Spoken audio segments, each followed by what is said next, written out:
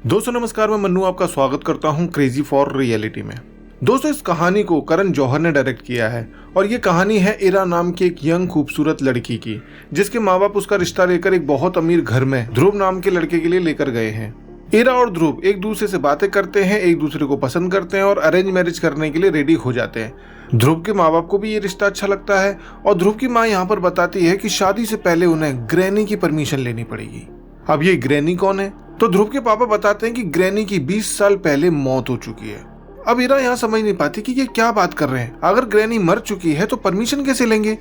तब ध्रुव कहता है कि वो ग्रैनी से बात करेगा, यानी कि इस घर में सिर्फ ध्रुव ही ऐसा है जो ग्रैनी को देख सकता है।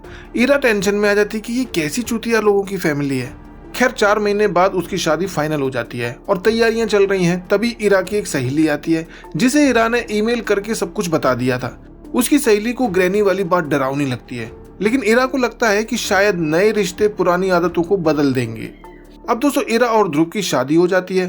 अब मुझे एक बात समझ नहीं आती, इतनी महंगी शादी इतने अंधेरे में क्यों हो रही है? ऐसा लगता है जैसे कि पावर कट हो गया हो या फिर कोई शोक सभा चल रही हो। अब चूंकि कहानी हॉरर है तो क्या हर चीज अंधेरे में करेंगे? शादी तक अंधेरे में कर दी। बॉलीवुड का ये स्टीरियोटाइप पता नहीं कब बदलेगा। खैर दोस्तों, शादी के बाद दोनों अपनी फर्स्ट नाइट एंजॉय करते हैं और काम पूरा होने से ठीक पहले दरवाजा खुल जाता है और ध्रुव ग्रैनी से बात करता है।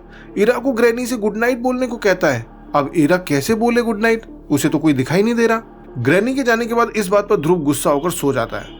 अपने पति का मरी हुई ग्रैनी के साथ इतना लगाव देखते हुए इरा टेंशन में आ जाती है।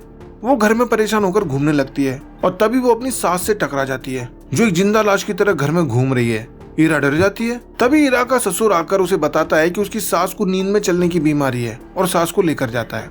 दोस्तों इरा दूसरे दिन ध्रुव को अपने नए रिश्ते को ठीक रखने के लिए दूसरा घर लेने का सजेशन देती है, जो ध्रुव को पसंद आता है। लेकिन ध्रुव इसके लिए भी ग्रैनी से परमिशन लेगा। ये सुनकर इरा की खुशी गायब हो जाती है। एक दिन शाम को इरा ध्रुव को ग्रैनी के साथ पिकाबू खेलते हुए देखती है, जिसके बाद रात को इरा घूमते घूमते ग्रैनी के रूम में पहुंच जाती है और पता चलता है कि ग्रैनी का एक मंदिर सा बना रखा है और पीछे से शांति नाम की मेड आ जाती है, जो उसे घूमने के लिए गार्डन में जाने की सलाह देती है। अब शांति ने ये टॉर्च सामने की बजाय अपने मुंह पे इस तरीके से क्यों रखी, ये मुझे समझ में नहीं आया। अगले दिन इरा ग्रैनी के बारे में पता करने के लिए शांति के पास जाती है, क्योंकि ग्रैनी 20 साल पहले मर चुकी है और शांति 32 साल से काम कर रही है। शांति बताती है कि ध्रुव और ग्रैनी रोज पिकाबू खेलते थे।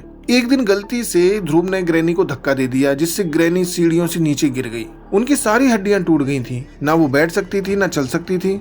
उस समय ग्रैनी ने अपना धर्म बदला और क्रिश्चियन बन गई, जिसके बाद वो रोज पूरी हिम्मत जुटाकर उठती और ध्रुव के कमरे में सिर्फ 2 शब्द गुड नाइट सुनने जाती थी।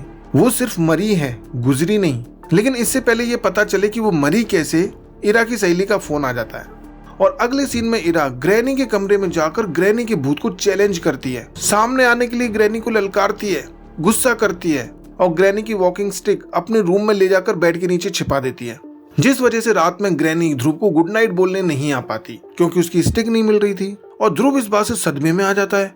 दूसरे दिन ब्रेकफास्ट की टेबल पर यह बात जब वो अपने मम्मी पापा को बताता है तो वो दोनों भी शॉक्ड हो जाते हैं कि 20 साल में पहली बार ऐसा हुआ है कि ग्रैनी नहीं आई।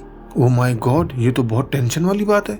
ब्रेकफास्ट करते ही इरा के पेट में हल्का सा दर्द होने लगता है। अब हल्का सा दर्द है ये समझकर ध्रुव ऑफिस के लिए निकल जाता है, लेकिन थोड़ी देर बाद दर्द बहुत ज्यादा बढ़ जाता है और शांति इरा को उसके कमरे में ले जाकर उसके बेड पर लेटा देती है। और यहाँ शांति बताती है ग्रैनी की मौत कैसे हुई। एक्चुअली ग्रैनी दर्द से तड़प रही थी, तो उसने शांति से मौत की भीख मांगी और शांति ने ग्रैनी के ब्रेकफास्ट में जहरीले कैस्टर सीड्स पीस कर मिला दिए। मालकिन की बात को शांति कैसे मना करती, और इसी वजह से ग्रैनी की मौत हो गई।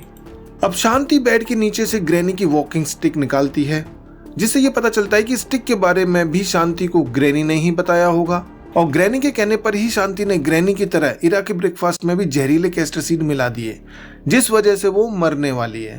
तभी तो ध्रुव और उसके मम्मी पापा भी आ जाते हैं। ऐसा लगता है कि वो इरा को कॉन्डोलेंस दे रहे हों। थोड़ी देर बाद इरा की आंख खुलती है तो वो ग्रैनी को अपने आसपास मंडराते हुए देखती है, लेकिन उसे ग्रैनी दिखाई कैसे दे रही है? तो यहाँ पर ग्रैनी इरा का अपनी दुनिया में स्वागत करती है, यानी कि दोस्तों इरा मर चुकी होती है।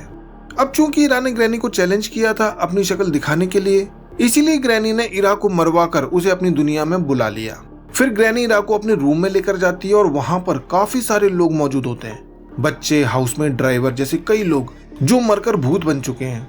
और पता चलता है कि जो भी ग्रैनी के अस्तित्व पर विश्वास नहीं करते उन्हें ऐसे ही मार दिया जाता है।